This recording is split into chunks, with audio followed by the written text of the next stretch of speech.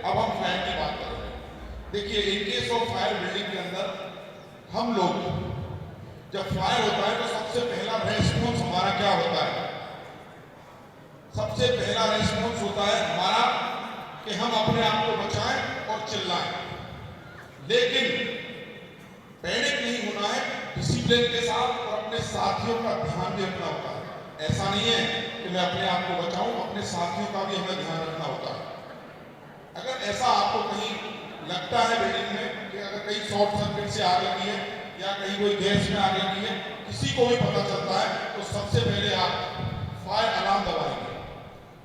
अगर आप fire alarm तक नहीं पहुंच पाते हैं तो आप चिल्लाएंगे कि इस एरिया में आग लगी है, बाहर निकलो।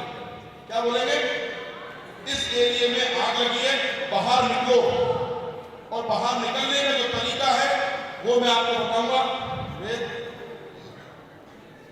मान लीजिए इस रूम के अंदर फायर हुआ है, इस रूम के अंदर आग लगी है और मुझे यहां से रेस्क्यू करना है, इन लोगों को सेफ निकालना है। तो ये किस सीक्वेंस में आएंगे, ये इंपॉर्टेंट बात है। अगर भगदड़ होगी तो बहुत ज्यादा नुकसान होगा।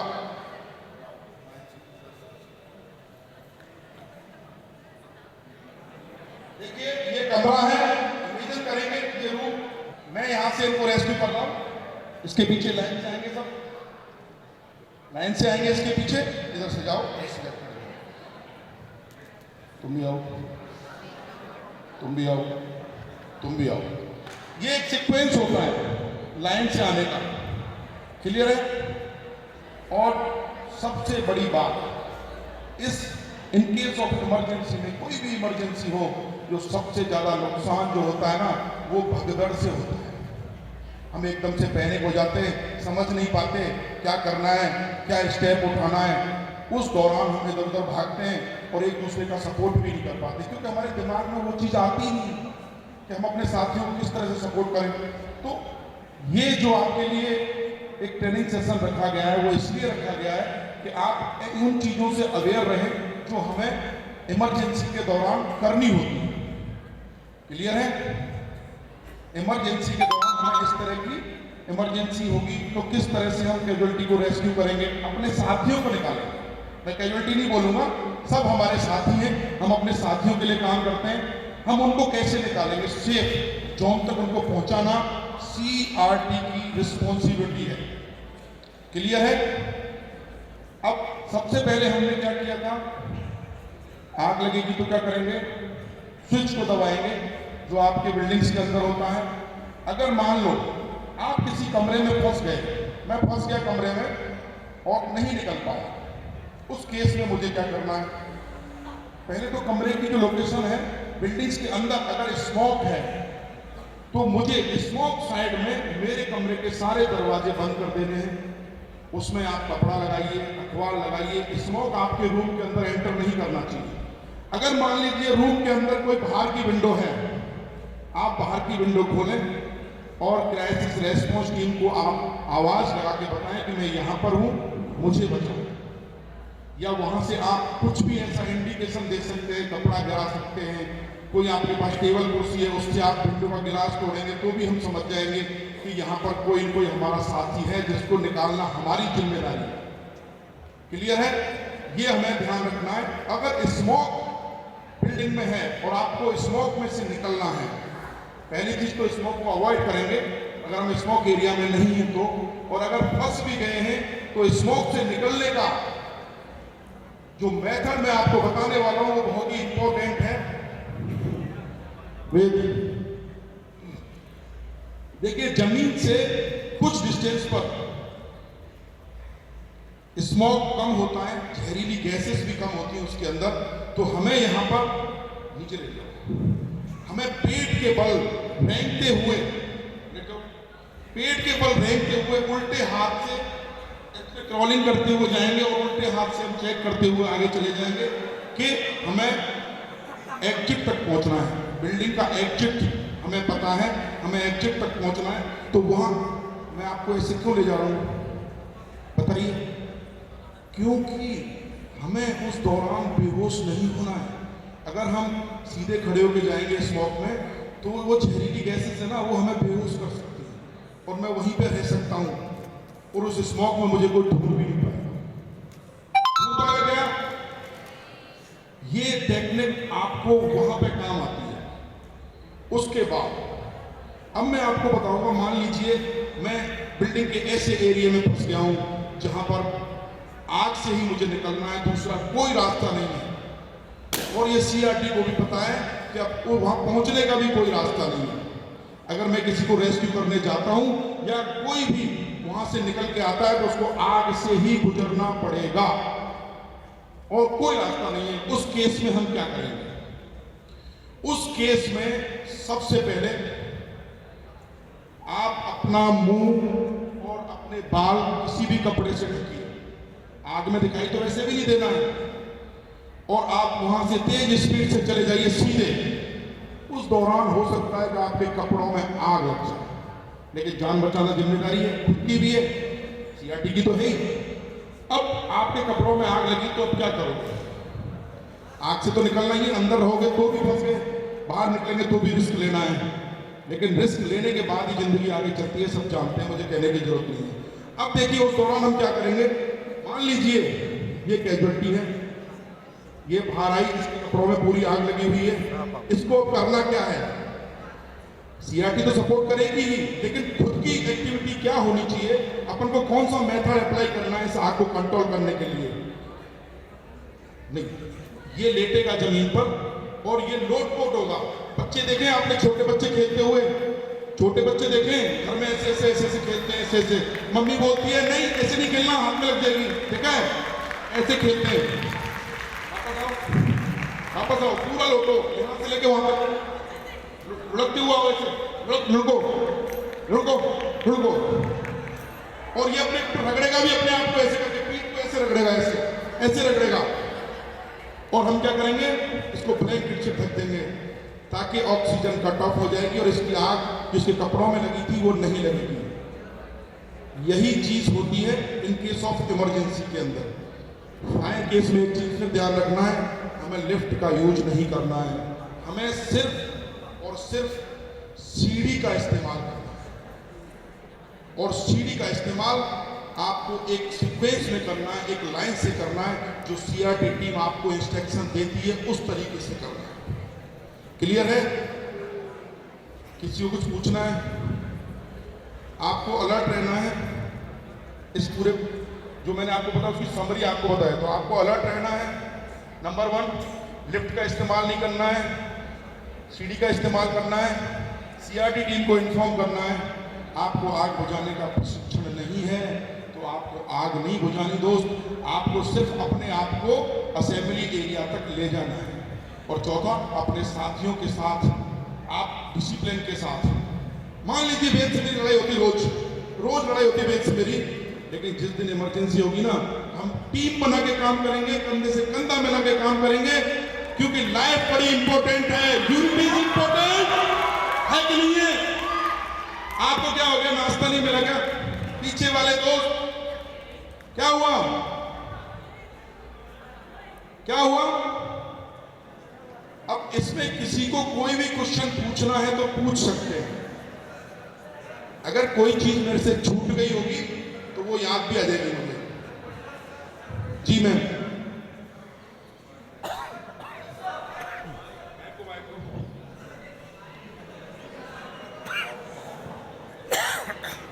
सर, बिल्डिंग थोड़ी देर में गिरने वाला है, टेबल के नीचे छुप के क्या होगा?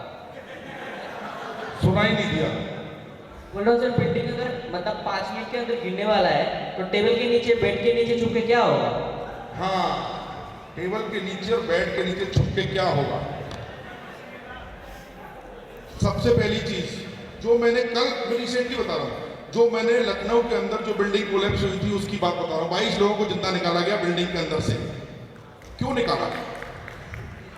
क्योंकि उन 22 लोगों में कुछ लोग ऐसे थे कि जिनको अर्थक्वेक के दौरान क्या एक्टिविटी अपनी करनी है उनको पता था, और कुछ लोग जो नहीं निकलते ना, वो मान लीजिए ये बिल्डिंग है, अगर मैं बीच में हूं और मेरे ऊपर कोई सपोर्ट नहीं है और ये बिल्डिंग गिरेगी तो मैं दबूंगा। अगर मैंने इसका सपोर्ट ले लिया टेबल का, ऐसे मान लो, ऐसे मैंने इसका सपोर्ट ले लिया, तो कोई भी चीज गिरेगी ना दोस्त, टेबल पूरा जमीन में नहीं चिपकेगा, इसके अंदर एक गैप रहेगा, और जब रेस्क्यू टीम मुझे निकालेगी ना, मैं जिंदा निकलूंगा, मैं जिंदा ही निकलूंगा इसके नीचे से। अंदर आपको भेजने का ये कारण है। Thank you. Whose question was it? इतना इंटेलिजेंट क्वेश्चन किसने पूछा था? खड़े हो प्लीज। Yes, okay. जब तक लास्ट एक सांस भी बची होती है ना, इंसान अपने आप को बचाने की कोशिश करता है, राइट? पता तो है कि अगले पल क्या होगा, but we must try. Okay sir, अक्सर देखा गया है कि हम ये बार बार कहते हैं कि हमने आज ये डेमो देखा, बहुत से स्टूडेंट्स को लग रहा होगा कि इसकी क्या ज़रूरत है, राइट? या मेरे साथ तो कभी ऐसा होने ही नहीं वाला। Somebody was making a reel while he was flying in an aeroplane in Nepal few days back, and that was the last reel. कई बार ऐसा होता है सर, जब हम ये सारी बातें सुनते हैं, इसके बावजूद जब कोई ऐसा इंसिडेंट होता है, I've seen people panic, और कुछ लोग बिल्कुल स्टैंड स्टिल हो जाते हैं, एकदम जिसे कहते हैं ना, they don't know what to do। तो ऐसे केस में उन लोगों को कैसे हेल्प की जा सकती है, जिनको सब मतलब I want to save myself, but मेरा जो पार्टनर है उसे कुछ समझ नहीं आ रहा कि चलना है वो क्या, वो बिल्कुल एक बुत की तरह खड़ा हो गया। मैम ने जो पूछा कि इन केस ऑफ इमरजेंसी में कुछ लोग ऐसे होते हैं जो बहुत ही हताश हो जाते हैं, वो आपका सपोर्ट भी नहीं कर पाते, आप उनको बहुत सारा पॉजिटिव देने की कोशिश करते हैं लेकिन वो नहीं कर पाते। उसके लिए कुछ रेस्क्यू टेक्निक्स होती हैं। अगर मेरा दोस्त कहीं फंसा है तो सिंगल रेस्क्यू अगर मुझे करना है, मैं अकेला ही हूँ, हम 2 ही रूम के अंदर हैं, मैं उसको कैसे लेके आऊँगा? मैं उसी टॉपिक पर आने वाला भी था और मैम का सवाल भी बहुत सही टाइम पे आया, ठीक है? अब मान लीजिए ये मेरा दोस्त है, ये मेरे कमरे में है, या भूकंप आया या आग लगी, कुछ भी हुआ, तो इसके पैर में कोई चोट लगी है, चल नहीं सकता, और मुझे बिल्डिंग से बाहर निकलना है, तो मैं इसे कैसे लेके आऊँगा? ये वैसे भी हैवी है, कुछ लोग बहुत मोटे होते हैं और आजकल तो फास्ट फूड खा के हो ही जाते हैं, कोई दिक्कत भी नहीं। अब मान लीजिए नीचे मेरे पैरों में देखना, इसका हाथ यहाँ रहेगा और इसका ये पैर बिल्कुल बेकार है, कोई मतलब नहीं है, ये चल ही नहीं सकता, सिर्फ इसका एक ही पैर काम करता है। मैं इसको रेस्क्यू करके बाहर लेके जाऊंगा, मैं इसको रेस्क्यू करके बाहर लेके जाऊंगा। ये एक टेक्निक है कि आप अपने दोस्त को बाहर ला सकते हैं। क्लियर है? Single rescue. अगर हम 2 रेस्क्यू करने वाले हैं बिल्डिंग्स के अंदर, तो हम कैजुअलिटी को बहुत स्पीडली बाहर ला सकते हैं। या किसी को कोई बहुत ज़्यादा चोट लगी है तो उसको लाने के लिए, मान लो विष्णु जी के दोनों पैर खराब हैं, इनके दोनों पैर खराब हैं, हम दोनों गए, हम दोनों ने लिया।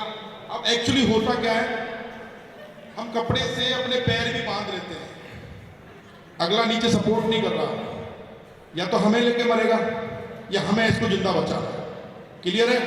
हम दोनों इसको लेके आएंगे, इसके दोनों पैर सपोर्ट नहीं है, एक साथ दोनों पैर हमारे आगे जाएंगे और इनको हम आगे लेके इस तरह से ये हम इनको रेस्क्यू करेंगे। क्लियर है?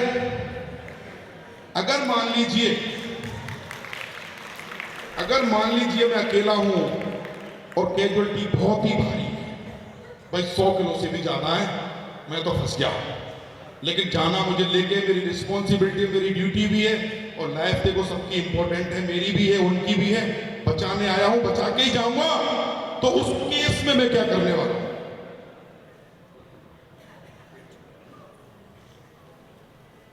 ऐसे भी लेट जाऊं, आपको चोट लग रही है, कुछ नहीं होगा, मान लीजिए बहुत ही हैवी है, शिड्डी से भी लेके जाना है, तो अकेला मैं कैसे लेके जाऊंगा? वेद नहीं, एक सिंगल रेस्क्यू नहीं, सिंगल रेस्क्यू।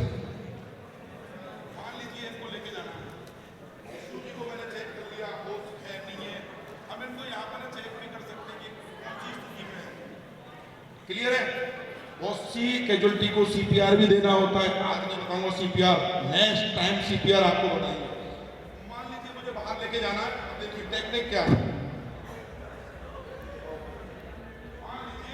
ये बहुत हैवी है, अब इनको लेके जाना है मुझे ऐसे, पैर लंबे, पैर लंबे। अब देखिए सिटी से भी हम लेके आपको दिखाएंगे।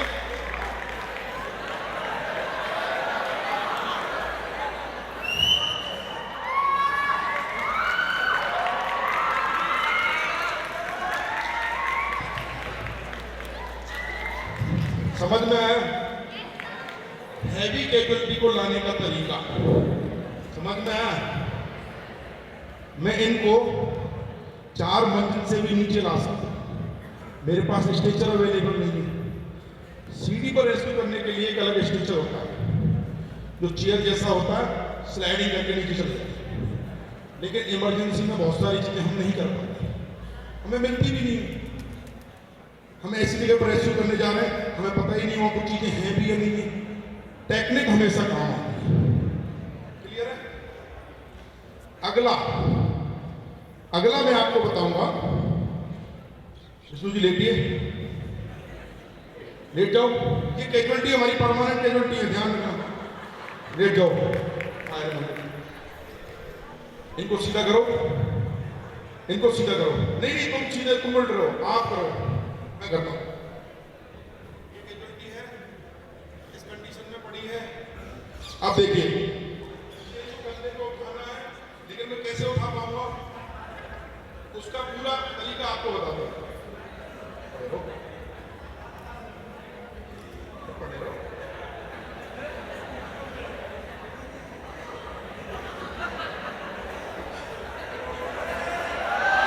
बहुत तारीफ दोस्त,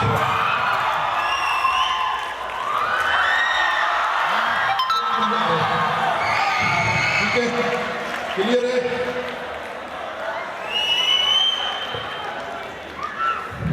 क्लियर है?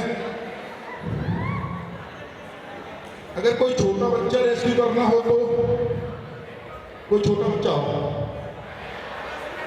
कोई छोटा बच्चा।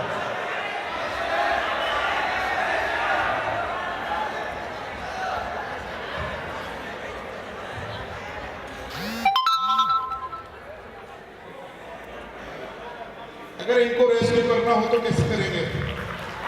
इनसे पूछूं, इनसे ही पूछते हैं कि मुझे ऐसे लेके चलो या वैसे लेके चलो, क्या बोल? हमें बिल्डिंग से बाहर जाना है, क्लियर है? अब आपको मुझे लेके जाना है, तो आप मुझे क्या सजेशन देंगे?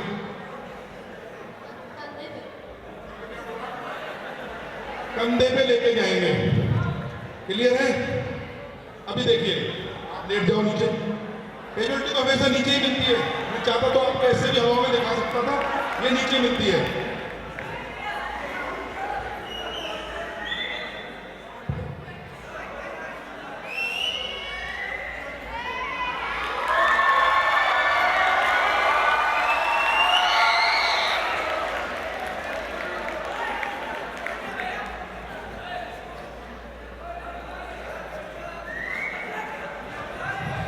छोटे बच्चे को रेस्क्यू करते हैं तो ये एक टेक्निक होती है, क्लियर है?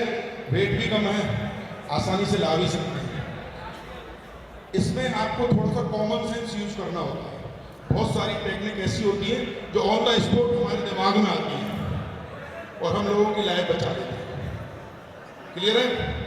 अब एक स्ट्रेचर का आपको करके दिखाएंगे कि अगर स्ट्रेचर की हमें जरूरत पड़ती है और किसी भी कैजुअलिटी को बहुत ज़्यादा चोटें आई हैं, हॉस्पिटल भेजना है, तो उस केसेस में हमें क्या करना होगा? हमारे पास स्ट्रेचर होना चाहिए। अगर नहीं भी है तो भी हम स्ट्रेचर बना सकते हैं। क्लियर है? एक चद्दर लेंगे और उस चद्दर को बिछाएंगे और उस पर कैजुअलिटी को लुटाएंगे और चारों कोने पकड़ के एम्बुलेंस तक पहुंचा देंगे। कोई शक? अगर चद्दर हो तो चद्दर ले आओ। दिखाई दे रहा है? दे रहा है क्या? ठीक है। कैजुअलिटी आप इधर आओ, देखो ये कैजुअलिटी है। इनको हमें हॉस्पिटल भेजना है, असेंबली एरिया नहीं भेजना। चोटें ज़्यादा लगी हैं, नहीं रख सकते असेंबली एरिया में, एम्बुलेंस की भी रिक्वायर है। इनको उठाएंगे और इसके ले जाके इनको एम्बुलेंस में अपन अस्पताल लेके जाएंगे। आओ ना, क्या देख रहे हो तुम लोग?